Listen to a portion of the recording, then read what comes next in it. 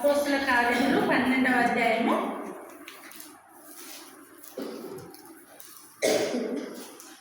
అపోస్తుల కార్యములు 12వ అధ్యాయము 12వ వచనము అదేవిధంగా 25వ వచనం చదువుకుందాం అందరం కలిసి. అపోస్తుల కార్యములు 12వ అధ్యాయము 12వ వచనము 25వ వచనము కలిసి చదువుకుందాం. ఇట్లు ఆలోచించుకొని అతడు మార్కు అను మారుపేరు గల యోహాను తల్లి అయిన మరియ ఇంటికి వచ్చెను. అక్కడ అనేకులు కూడి ప్రార్థన చేయుచుండిరి. 25వ వచనం. బర్నబాయు సౌలును తమ పరిచర్య నెరవేర్చిన తర్వాత మార్కు అను మారుపేరు గల యోహానును వెంటబెట్టుకొని యెరూషలేము నుండి తిరిగి వచ్చింది. చిన్న సహాయం ప్రార్థన చేస్తున్నాం. పరిశుద్ధుడైన తండ్రి, ప్రేమ కలిగిన దేవ, యేసయ్య నామమున మీకు వేలాది వందనాలు చెల్లించుకుంటూ, అయ్యా ఈ దినము మరి ఇంతవరకు పాటల్లోనూ కంఠత వాక్యంలో సాయం చేసినారు. మీ వాక్య లేఖనాలను కొద్ది సమయం వివరించుకుంటుండగా మీ సన్నిధి, మీ సహాయం మాకు దయచేయవలసిందిగా ప్రార్థిస్తూ, అయ్యా అన్ని విషయాల్లో మీ కృపను సహాయంలో కోరుకుంటూ మా ప్రభు రక్షకుడును యేసయ్య ఘనమైన నామమున స్తుతించి ప్రార్థించి అడిగి వేడుకొంచున్నాము తండ్రి, ఆమేన్.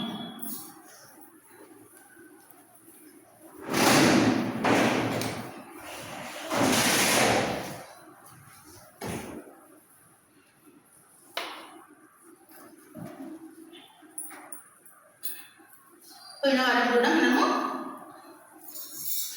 ఇది అపోస్తుల కార్యములు 12వ అధ్యాయంలో ఎవరి గురించి చెప్పుకున్నాము?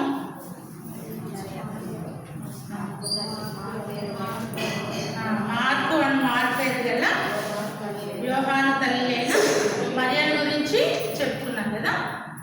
ఈమె యెరూషలేము మరియ అని కూడా చెప్పుకున్నాం. 7 మంది మరియలు ఉన్నారు, అందులో ఈమె ఒక మరియ అని చెప్పుకున్నాం. అయితే ఇంతమంది 7 మంది మరియలు ఉన్నప్పటికీ వాళ్ళందరూ కూడా ప్రభు కాలంలో మొదటి శతాబ్దంలో ఎంతగానో పరిచర్య చేసిన వారుగా, ఎంతో మరి సమర్పణ కలిగిన స్త్రీలుగా ఉన్నారని చెప్పుకున్నాం.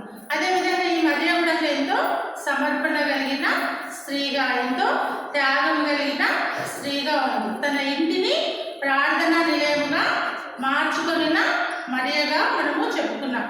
అయితే అలాంటి మరియ మరి ఎంతో ప్రార్థన పరురాలుగా ఆది సంఘంలో ఎంతో ప్రాముఖ్యమైన స్త్రీగా ఉందన్నమాట. ప్రాముఖ్యమైన స్త్రీయే కాదు, ఆమె ఎంతో ధనవంతురాలు, సంపన్నురాలు, ఆస్తిపరురాలు అయినప్పటికీ తన ఆస్తి ద్వారా దేవుణ్ణి మహిమపరిచింది. తన ఇంటిని మరి హేరోదు రాజు కాలంలో మందిరంలో కూడుకునే పరిస్థితి లేదు.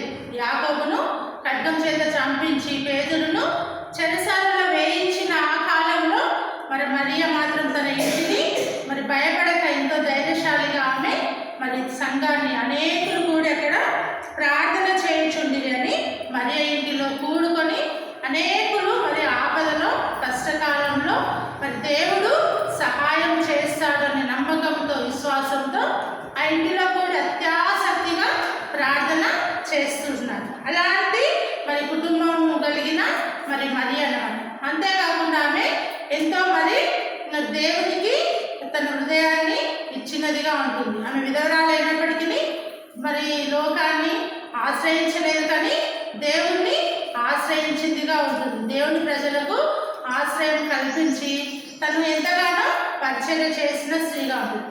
అలాంటి మరియకు ఒక కుమారుడు ఉన్నాడు కదా, అతని గురించి కూడా మనం ఇప్పుడు చెప్పుకుందాం.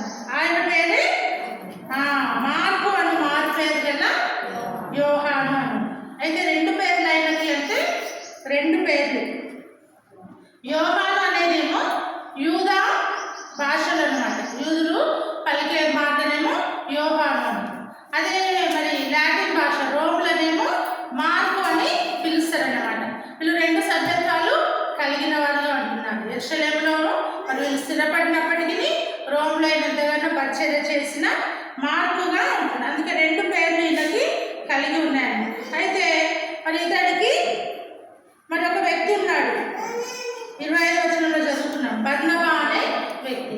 ఇతను కూడా ఈ మార్కుకి, ఈ మరియకి సమీప బంధువు అని కూడా వాక్యంలో రాయబడింది. కాబట్టి ఈమెకు సహోదరుడు, కజిన్ అన్నమాట. మరియకి బర్నబా కజిన్ అవుతాడు, అంటే పెద్దమ్మ చిన్నమ్మల పిల్లలను. అయితే మార్కు మాత్రం బర్నబాకు మేనల్లుడి వరుస అవుతుంది. అందుకు కొలస్సీలకు రాసిన పత్రికలో ఉంది చూడండి, బర్నబా గురించి కొలస్సీ 4:10 ఉంటుంది. నాతో కూడా చెరలో ఉన్న అరిస్టార్కును బర్నబాకు సమీప జ్ఞాతి అయిన మార్కును మీకు వందనములు చెప్తున్నారు. ఈ మార్కును గురించి మీరు ఆజ్ఞలు పొందుతుంది. ఇతను ఎంత మంచిని ఇతను చేసుకోండి. చాలమ్మా, ఇక్కడ ఈ మార్కును గురించి మీరు ఆజ్ఞలు పొందితిరి. బర్నబాకు సమీప జ్ఞాతి అయిన మార్కును మీకు వందనములు చెప్తున్నారు. ఇప్పుడు ఎక్కడున్నాడంటే మార్కుతో పాటు మరి పౌలుతో పాటు మార్కు కూడా చెరసాలలో ఉన్నాడనమాట. చెరసాలలో ఉన్నప్పటికీ అక్కడ చెప్తూ ఉన్నాడు సంఘానికి, కొలస్సీలకు చెప్తూ మార్కును మీకు వందనములు చెప్పుచున్నారు. ఈయన బర్నబాకు సమీప జ్ఞాతి అంటే సమీప బంధువు అని చెప్తున్నాడు. సమీప బంధువుగా అంటున్నాడు. అయితే బర్నబా కూడా మంచి ఆస్తి కలిగిన వాడు కదా. అపోస్తుల కార్యం 4వ అధ్యాయము 36-37 వచనంలో చూస్తే కుప్రాలో పుట్టిన బర్నబా మరి ఆయన ఎంతో భూమి ఆస్తి కలిగిన వాడిగా ఉంటున్నాడు. ఈ యెరూషలేము మధ్య కూడా మార్కు కూడా ఎంతో ఆస్తిపరులు, మరి ఎంతో మరి పెద్ద గృహములు కలిగిన వారు, సంపన్నులుగా ఉంటున్నారు. అలాంటి వారు మరి ఆనాడు మొదటి శతాబ్దంలో ఏమైనారు, యేసు ప్రభువును దేవుడుగా అంగీకరించినారు కదా. చాలాసార్లు బాగా సంపన్న స్థితిలో ఉంటే అనుకుంటారు కదా, మాకే చాలా సంపద ఉంది, ఇంకా దేవుణ్ణి ఆశ్రయించి దేవుని సన్నిధికి వెళ్ళి దేవుణ్ణి ఇంత మనం రిస్క్ తీసుకోవడం, దేవుని వెళ్ళి కష్టకాలంలో మరి దేవుని ప్రజలను హక్కున చేర్చుకొని వారికి మనం ఇంత ప్రయాసపడడం మాకు అవసరమా అని అనుకునే కాలం. కానీ అలాంటి స్థితిలో కూడా వీళ్ళు సంపన్నులు అయినప్పటికీ మరి మార్కు మరి కుటుంబము, మరి బర్నబా కుటుంబం ఎంతగానో ప్రభువుని అంగీకరించి పరిచర్యలో సహకరించిన వారుగా ఉంటున్నారనమాట. ఇలాంటి మార్పు మరి ఎంతో మరి ధనవంతుల కుటుంబంలో ఉండి తను ఎంతగానో మరి ఏమంటారు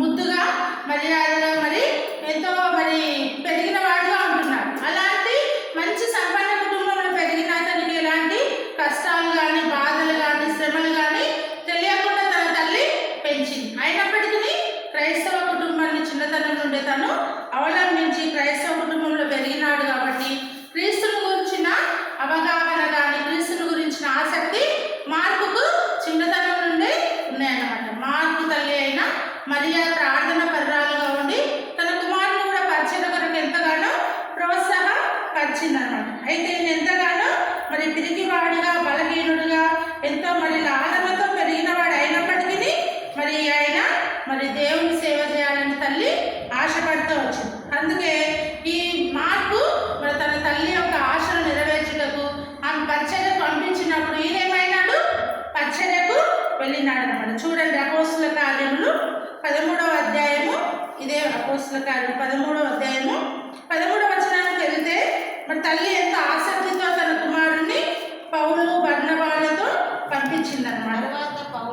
తర్వాత పౌలును అతనితో కూడా ఉన్నవారును ఓడ ఎక్కి అటు నుండి బయలుదేరి పంపూలియాలోనున్న బెర్గేకు వచ్చిరి. అచ్చట యోహాను వారిని విడిచిపెట్టి యెరూషలేమునకు తిరిగి వెళ్ళాను. చాలా ఇక్కడ మరి తల్లి పంపించింది. ఆ రోజుల్లో ఓడ ప్రయాణము, మరి నడిచి వెళ్ళే ప్రయాణం కాబట్టి మీరు ఎక్కడికి వెళ్ళినారు, ఓడ ఎక్కి పాపు నుండి బయలుదేరి పంపూలియాలోనున్న బెర్గేకు వచ్చింది. అచ్చట యోహాను వారిని విడిచిపెట్టి, అంటే చాలా నెలలుగా వీరి ప్రయాణం సాగిందనమాట. మొదటి దండయాత్ర, సువార్త దండయాత్రలో పౌలు బర్నబా వీళ్ళంతా కలిసి కూడా మరి పరిచర్య నిమిత్తం వెళ్ళినప్పుడు మరి మార్కును కూడా తన తల్లి వెంబడి పంపించిందనమాట. వెంబడి పంపిస్తే ఇంకా చాలా నెలలు తన తల్లిని వదిలిపెట్టి మరి ఉన్న వాడు కాదు కాబట్టి మరి తల్లి జ్ఞాపకం వచ్చిందో, లేకుంటే ఆ యొక్క కష్టాలు ఆయనకి మరి పోరాటాలు కష్టాలను ఎదుర్కొనలేక మరి నలిగిపోయినాడు. కానీ తిరిగి ఏమైనాడు, మరలా తల్లి దగ్గరికి యెరూషలేముకు బయలుదేరి వచ్చిన వాడుగా ఉంటున్నాడు. ఆ విధంగా బయలుదేరి వచ్చినప్పటికీ మరి ఎంతగానో మరి తల్లి మరలా ప్రోత్సహిస్తూ వస్తుంది. తల్లి అయ్యా నువ్వు సేవ చేయాలి, నువ్వు పరిచర్య చేయాలి అని ప్రోత్సాహపరుస్తున్నప్పటికీ ఇంకా మరి తన కుమారుడు మాత్రం ఆ పరిచర్యలో ఆ కష్టాలను తట్టుకోలేక మొదటి దినాలలో మరలా యెరూషలేముకు వచ్చినాడు. ఈ విధంగా దాదాపు 2 సంవత్సరాలు జరిగిన తర్వాత మరలా 15వ అధ్యాయంకి వచ్చేసరికి మరలా పంపిస్తుంది తల్లి. పంపిస్తే 36 నుంచి చూడండి. కొన్ని దినములైన తర్వాత ఏ పట్టణములలో ప్రభు వాక్యము ప్రచురపరచుటకు ఆయా ప్రతి పట్టణములో ఉన్న సహోదరి యొద్దకు తిరిగి వెళ్ళి వారు ఎలాగ ఉన్నారో మనము చూసి పౌలు బర్నబాతో అనెను. అప్పుడు మార్కు పేరు గల యోహాను వెంట పెట్టుకొని పోవుటకు బర్నబా ఇష్టపడెను. అయితే పౌలు పంఫూలియలో పని కొరకు తమతో కూడా రాక తమ్ముని విడిచిన వారిని వెంట పెట్టుకొని పోవుట యుద్ధము కాదని తలంచెను. వారిలో తీవ్రమైన వాదం కలిగినందున వారు ఒకరినొకరు పిలిచి వేడైపోయి బర్నబా మార్కును వెంట పెట్టుకొని ఓడ ఎక్కి కుప్రాకు వెళ్ళారు. చాలా ఇక్కడ కూడా మళ్ళా దాదాపు 2 సంవత్సరాలు అయిన తర్వాత ఏ పట్టణాలు వీళ్ళు వెళ్ళినారు కదా. ఇంతకుముందు ఎక్కడ వెళ్ళినారు? పాపు నుండి బయలుదేరి పంపూలియా పెరిగే ఆ ప్రాంతాలకు వచ్చినారన్నమాట. వస్తే ఆ ప్రాంతాలలో మళ్ళీ మనం వచ్చి చాలా సంవత్సరాలు అయింది కదా. మళ్ళీ వాళ్ళు ఎలా ఉన్నారో వాటిని బలపరుస్తామని చెప్పేసి మళ్ళీ బయలుదేరడానికి పౌలు బర్నబా సిద్ధమైనప్పుడు ఈ బర్నబా ఏం చేసినాడు? మార్కును మళ్ళీ వెంబడి తీసుకొని వెళ్దాము, ఇప్పటికైనా తను మారిండులే అనుకొని ఇష్టపడ్డాడు అన్నమాట. అయితే పౌలు మాత్రం ఆ విషయము ఒప్పుకోలేదు. ఎందుకు? ఒకప్పుడు మధ్యలో మనకు పరిచర్య చేయడానికి ఎవరు వస్తుంది కదా, మార్కు వీళ్ళకంటే చిన్నవాడు. మనకు పరిచర్య చేయడానికి కోసమే మనం మార్కును తీసుకొని వస్తే మధ్యలో మనల్ని విడిచిపెట్టి వెళ్ళినాడు. ఒకవేళ వెళ్తూ మార్గంలో తనకేమైనా తన తల్లి ద్వారా కానీ మనకు కష్టం కదా, మరి అలా వెళ్ళిపోయినాడు. వద్దులే అతను తీసుకురావద్దనేమో పౌలు అంటాడు. లేదు అతన్ని మళ్ళీ మనం రాబట్టుకొని రావాలిలే, ఆ విధంగా ఎలా ఉంటుంది అని చెప్పేసి బర్నబా ఇది ఒకరేమో తీసుకెళ్దామని ఒకరేమో వద్దని.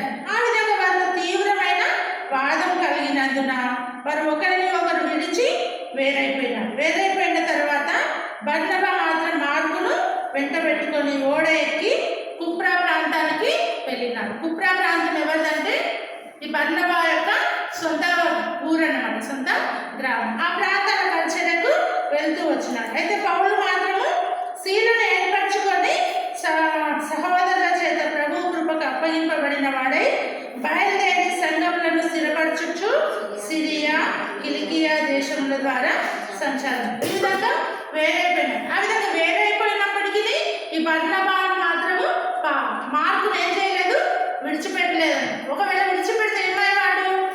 సంఘంలో తన పరిచర్య నేను పనికిరానులే, నేను పరిచర్యకు యోగ్యుడని కాదని అతను నష్టపోయేవాడు, అయితే వెనుదిరిగేవాడు. కానీ ఆ విధంగా బర్నబాని ప్రోత్సాహపరుస్తూ వచ్చినాడు, ప్రోత్సహించి అతన్ని మళ్ళా ఆ విధంగా తీసుకొని వచ్చినాడు, పరిచర్యను ముందుకు కొనసాగిస్తూ వచ్చినాడు. ఈ విధంగా కొంతకాలం గడిచిన తర్వాత ఇంకా మార్కు కూడా మంచి పరిచారకుడుగా చేయబడ్డాడు, మంచి పరిచారకుడు అయినాడు. తర్వాత అతను మార్కు సువార్తను రాయగలిగే ధన్యత, మార్కు సువార్తను మరి దేవుని యొక్క పరిచర్యను, దేవుని యొక్క అనుభవాన్ని వ్యక్తిగతంగా చూచి తన పేతురుతో కూడా ఎక్కువ అనుభవంలో ఉన్నాడనమాట. బర్నబా పౌలుతో పాటు పేతురుతో ఆయన సమీపంగా ఉండి తన పేతురికి ఎంతో ఇష్టడుగా ఉండి ఆయన యొక్క అనుభవాలు యేసు ప్రభువును దగ్గరగా చూచి అయితే పౌలు వెంబడి మరి పేతురు వెంబడి వెళ్ళినప్పుడు మార్కు వాళ్ళు చేసే ప్రసంగాలు సువార్త దండయాత్రలో విని ఆ అనుభవాలను మార్కు సువార్తలో రాసినాడు అనమాట. అయితే ఈ మార్కు సువార్తలో మరి 14వ అధ్యాయంలో చూస్తే అక్కడ మార్కు సువార్త 14వ అధ్యాయము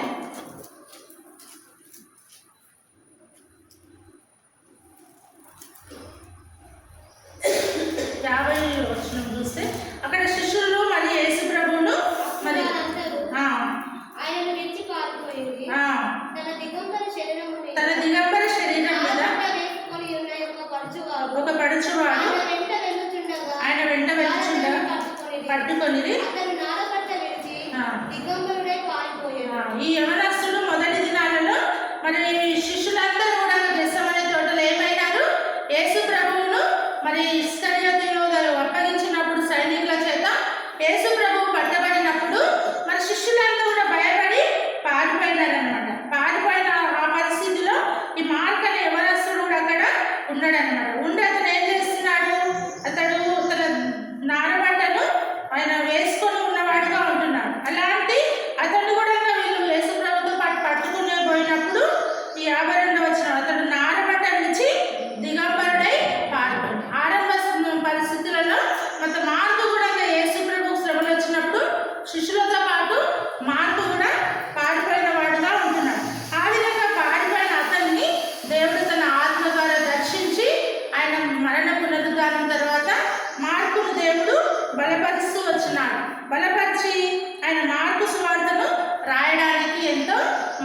దేవుడు సహకారము అందిస్తూ వచ్చినారు. ఈ విధంగా అయిన తర్వాత కొంతకాలానికి ఇంకా బర్నబా మరి ఆయన చనిపోయి ఉంటాడు. ఆయన యొక్క విషయాలు ఎక్కువ లేవు. అయితే దాదాపు ఈ విధంగా జరిగిన 11 సంవత్సరాల తర్వాత మళ్ళా మార్కుల మధ్య పౌలు మధ్య ఏర్పడిన అగాధం అనేది తొలగిపోయింది అన్నమాట. వాళ్ళ మధ్యలో ఉన్న అసమాధానం అనేది తొలగిపోయింది. కాబట్టి పౌలుకు అండగా నిలబడడానికి కొద్దిమంది యూద క్రైస్తవులు మరి యవనస్తులు కొంతమంది మాత్రమే పౌలుకు మరి అండగా ఉన్నారనమాట. అండగా ఉన్నప్పుడు యూద క్రైస్తవులలో ఈ మార్కు కూడా ఒకడనమాట. అందుకే కొలస్సీలకు రాసిన పత్రికలో నా చెత్త పని వాడు అని అంటాడన్న. కొలస్సీ 4:10 మనం ఇందాక చదువుకున్నాము. చెరసాలలో ఉండడానికి కూడా మరి ఇష్టపడ్డాడనమాట. కాబట్టి కొలస్సీ 4:10 చదువు. అరిస్తార్కును బర్నబాకు సమీప జ్ఞాతి అయిన చెప్పుచున్నారు. ఈ మార్కును గూర్చి ఆజ్ఞలు పొందితిరి. ఇప్పుడు ఏమంటుంది చాలక ఈ మార్కును మీ వద్దకు వస్తే ఏం చేయండి? చేర్చుకోనండి. ఇప్పుడు ఆయన మీకు ప్రయోజనకరమైన వాడే, నాకు కూడా ప్రయోజనకరమైన వాడుగా ఉంటున్నాడని మరి పౌలు మరి కొలస్సీలకు రాస్తూ వస్తున్నాడు. అదేవిధంగా ఫిలోమోను రాసిన పత్రికలో కూడా ఆ మాటనే అంటాడంట. 23-24 వచనాలు. ఫిలోమోను రాసిన పత్రిక. క్రీస్తు యేసునందు నా తోడి ఖైదీ అయిన ఎపఫ్రా, నా జత పని వారైన మార్కు, అరిస్తార్కు, దేమా, లూకా. ఇక్కడ కూడా ఎవరున్నారు? నా తోడి ఖైదీ అయిన ఎపఫ్రా ఉన్నాడు. నా జత పని వారైన మార్కు కూడా నా జత పని వాడుగా, అంటే ఈయన కంటే చిన్నవాడే అయినప్పటికీ పౌలు ఏమంటున్నాడు? అతనితో పాటు సేవా పరిచర్యకు వెళ్ళినాడు కాబట్టి నా జత పని వాడైన మార్కు అని సంబోధిస్తూ వస్తున్నాడు. తన జత పని వాడిగా అపోస్తులు అందరూ, నేను అపోస్తులుడు కాదు, అపోస్తులు 12 మంది శిష్యులలో ఉండే మార్కు వేరు, ఈ యవనస్తుడైన మార్కు వేరు. అపోస్తులందరిలో చిన్నవాడు, ఈయన వేరే మార్కు అన్నమాట. అయితే ఆయన కూడా మొట్టమొదటిగా మరి అన్ని 4 సువార్తలు రాయబడక మునిపై మొట్టమొదటిగా మత్తయి సువార్త కంటే ముందు మార్కు సువార్తను మరి మార్కు ద్వారా దేవుడు పరిశుద్ధాత్మ చేత రాయించిందనమాట. కాబట్టి అంత యోగ్యత, అంత ధన్యత మరి తను సంపాదించుకోవడానికి తన తల్లి యొక్క కారణం ప్రార్థన జీవితం అన్నమాట. కాబట్టి తన యొక్క ఆసక్తిని బట్టి ఆ విధంగా దేవుడు మార్కును వాడుతున్నాడు. అందుకే ఈయన ప్రయోజనకరమైన వాడనే మాట తిమోతికి కూడా పౌలు, తిమోతి రాసి కూడా అంటాడనమాట. పౌలు తిమోతి 2వ పత్రిక, తిమోతి రాసిన 2వ పత్రిక 4వ అధ్యాయము 11వ వచనం. లూకా మాత్రమే నా యొద్ద ఉన్నాడు, మార్కును వెంట పెట్టుకొని రమ్ము, అతడి పరిచారం నిమిత్తము ఇక్కడ ఏమంటున్నాడు? పరిచారం నిమిత్తం నాకు ప్రయోజనకరమైన వాడుగా ఉంటున్నాడు. మార్కు మరి పౌలుకి ఎంతగానో పరిచర్య చేసేవాడుగా ఉంటున్నాడు అన్నమాట. పరిచర్య చేసేవాడుగా, అతను పెద్ద వయసుకు వచ్చి వృద్ధాప్యంలో ఉన్నప్పుడు పరిచర్య చేసేవాడుగా ఉంటున్నాడు. అందుకని మార్కును వెంట పెట్టుకొని రమ్మని చెప్తున్నాడు. ఈ మార్కు దైవజనులకు ఎంతగానో ఉపచారం చేసేవాడు, పరిచర్య చేయటకు అతను ఎంతగానో సమర్పించుకున్నవాడుగా ఉంటున్నాడు. అందుకే మార్కు సువార్తలో ఏమని రాయబడింది? మార్కు సువార్తలో యేసు ప్రభుని ఏ విధంగా చూపిస్తాడు? మార్కు అంటే సేవకునిగానే చూపిస్తాడు అనమాట, మనుష్య కుమారునిగా చూపిస్తాడు. మత్తయి ఏమో యూదుల రాజుగా చూపిస్తాడు, మార్కు ఏమో సేవకునిగా చూపిస్తాడు. అందుకే మార్కు రాయడమే ఆయన పుట్టుక గురించి రాయలేదు. మొట్టమొదటి ఆయన పరిచర్య గురించి మాత్రమే మార్కు రాసినాడు. లూకా మాత్రము ఆయన పుట్టుక గురించి రాసినాడు, ఆయన మనుష్య కుమారునిగా రాసినాడు. అయితే మార్కు ఏమో సేవకునిగా రాసినాడు, యోహానేమో దేవుని కుమారుడిగా రాసినాడు. అందుకే ఆది అందు వాక్యం ఉండేను అనే మాట నుండి వస్తుంది. కాబట్టి మార్కు మాత్రము మరి యేసు ప్రభువును సేవకునిగా, ఆయన యొక్క సేవల గురించి మాత్రమే రాసినాడు. అంతేకాకుండా యేసు ప్రభు చేసిన అద్భుతాలు, ఆశ్చర్య కార్యాలు ఉంటుందన్నమాట.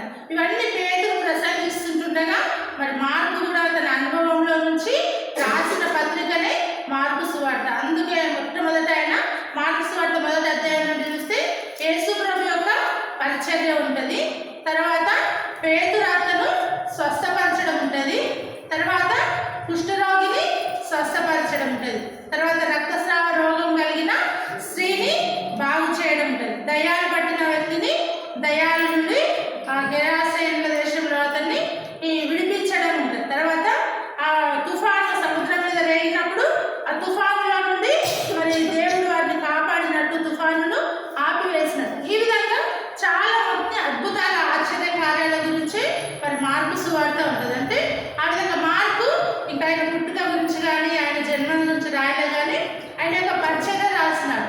అయితే పరిచర్య రాసినప్పుడు అక్కడ మార్కు సువార్తలో ఒక మాట ఎప్పుడు ఉంటుంది. ఏం మాట?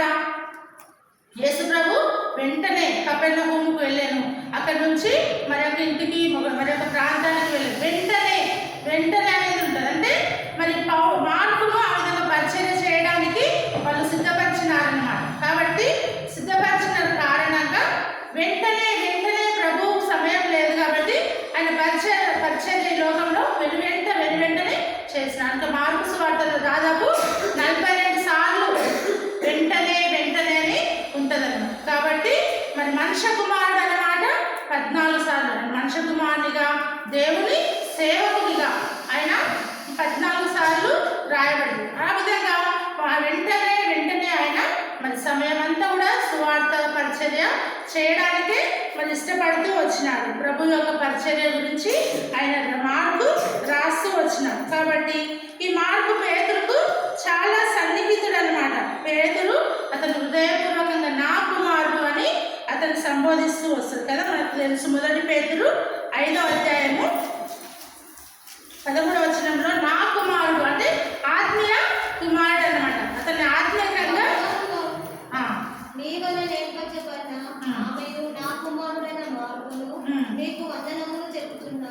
ఇక్కడ ఏమంటుడు?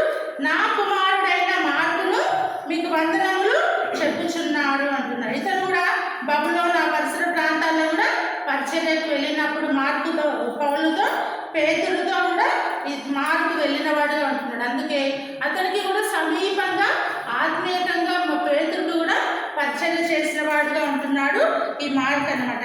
ఇలా ఎంతగానో మరి మార్కు మరి తన పరిచర్యను చేస్తూ మార్కు సువార్త రాసిండు.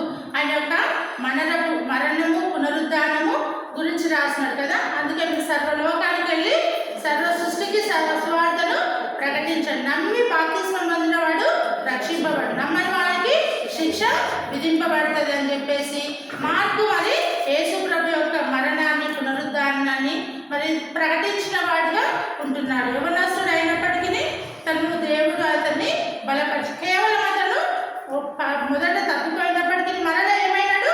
సమకూర్చబడ్డాడు. కాబట్టి మనం కూడా అనేకసార్లు తప్పిపోయి వెనకంజ వేసి మా వల్ల కాదులే అని మనం అనుకోవద్దు. మళ్ళీ మనము సమకూర్చబడి మరి పెద్దలకు ఎంతగానో పరిచర్య చేసి పెద్దలకు లోబడిన వాడుగా ఉంటున్నాం. కాబట్టి మనం కూడా పెద్దలైన వారికి దైవ సేవకులకు బాధ్యత గల వారిని మరి మాటకు మనము మరి జవదాటక వారి యొక్క మాటను మనము గౌరవించే వారంగా ఉన్నప్పుడు మనకు కూడా ఆశీర్వాదం అనేది దేవుడు మనకు అనుగ్రహిస్తాడు. ఈ విధంగా ఈ మార్కు పరిచర్య చేస్తూ అలెగ్జాంద్రియా ప్రాంతాలకు వెళ్ళి అలెగ్జాంద్రియా ప్రాంతంలో కూడా సువార్త అన్యుల మధ్యన రోమ్లో ఉత్తర ఆఫ్రికా ప్రాంతాలకు వెళ్ళి పరిచర్య చేసిన వాడుగా ఉంటున్నాడు. అలెగ్జాంద్రియా ప్రాంతానికి వెళ్ళి చేస్తే అక్కడ ఆయన మరి అద్భుతాలు ఆయన కూడా చేసినాడు. ఒకసారి చర్మకారుని ఇంటికి వెళ్ళినాడు. ఎందుకంటే వెళ్తూ ప్రయాణంలో చెప్పు తెగిపోయినప్పుడు ఆ చెప్పు కుట్టించుకోవడానికి చర్మకారుని వెతికి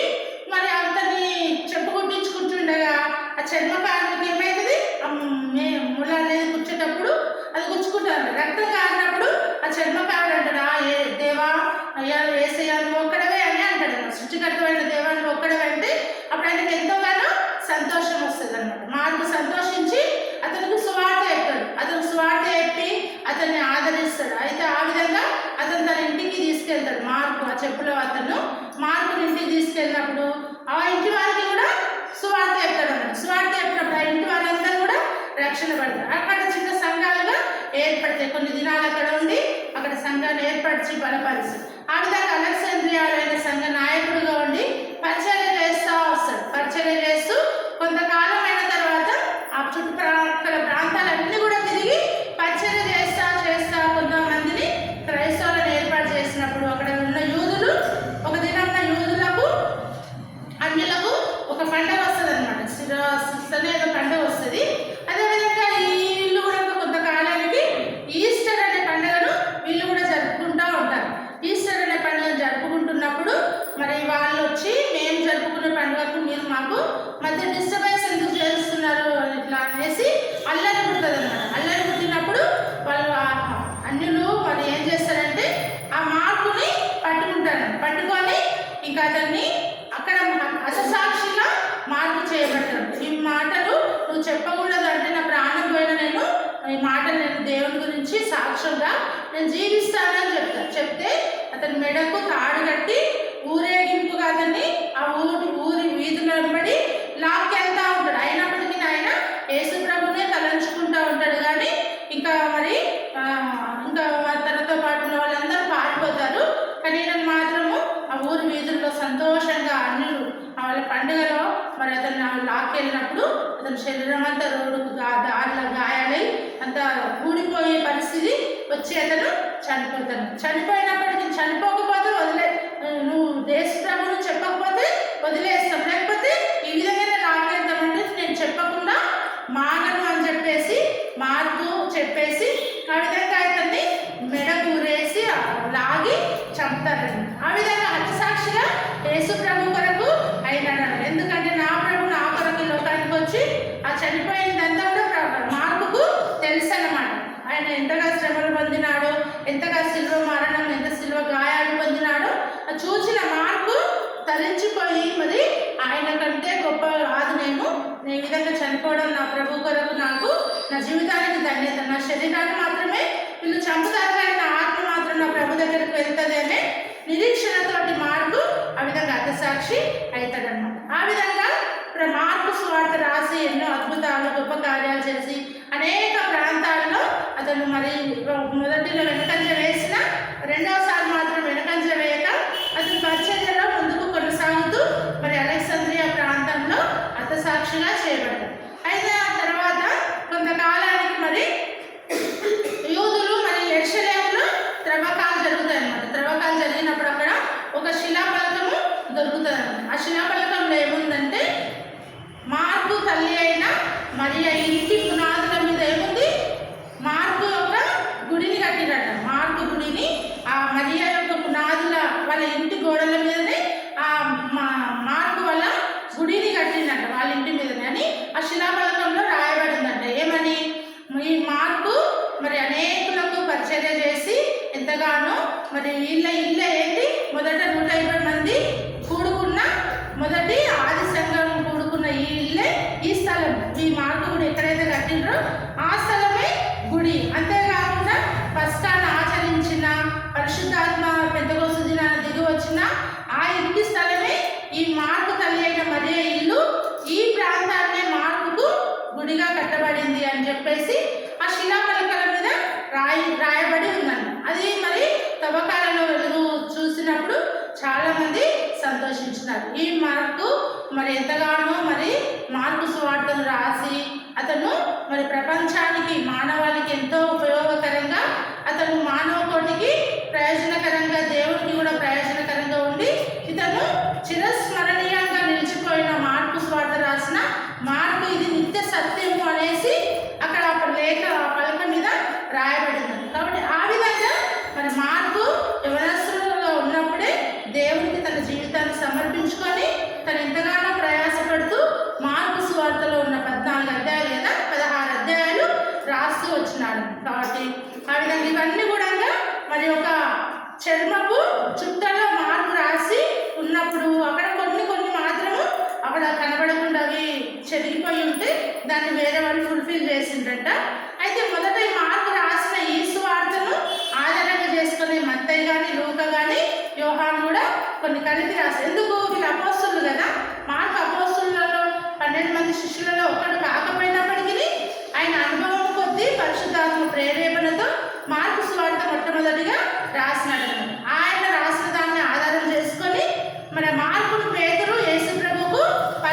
చేసినారు. పరిచయం చేసినప్పటికీ వారు వెనువెంట ఉండి వారి యొక్క అనుభవాలను మార్కు సువార్తలో రాసుకోవచ్చు. దాన్ని బట్టి మరి మత్తయి సువార్తలో కొంచెం దగ్గర ఉంటుంది, లూకా సువార్తలో కొన్ని దగ్గర ఉంటాయి, మరి యోహాను సువార్తలో కూడా కొన్ని విషయాలు మార్కు సువార్తలో ఉన్నవి ఉంటాయన్నమాట. ఆ విధంగా మార్కు ఎంతో ప్రయోజనకారిగా అవుతూ వచ్చినారు. దానికి కారణం తన తల్లి యొక్క ప్రార్థన. అనేకులు తన ఇంటిలో మరి కలిసి ప్రార్థన చేయడం వలన ఆ యొక్క మరి ఏమంటారు ఆ యొక్క ఎఫెక్ట్ అనేది మరి మార్కు మీద చిన్నతనం నుంచే పడిందనమాట. కాబట్టి ఆ విధంగా మార్కు గొప్ప దైవ సేవకుడుగా చేయబడి మార్కు సువార్తను రాసి మరి భక్త కోటికి ఎంతగానో దైవజనునిగా దేవుని లేఖనాలను అందించి దేవునికి సాక్షిగా జీవిస్తూ వచ్చినారు. కాబట్టి మనం కూడా మరి ఇలాంటి భక్తులను మనం గమనానికి తెచ్చినప్పుడు మనం మన జీవితాలను కూడా మరి మనకు అంత శ్రమలు లేవు, మనకి ఇంత సమృద్ధి వాక్యం ఉంది.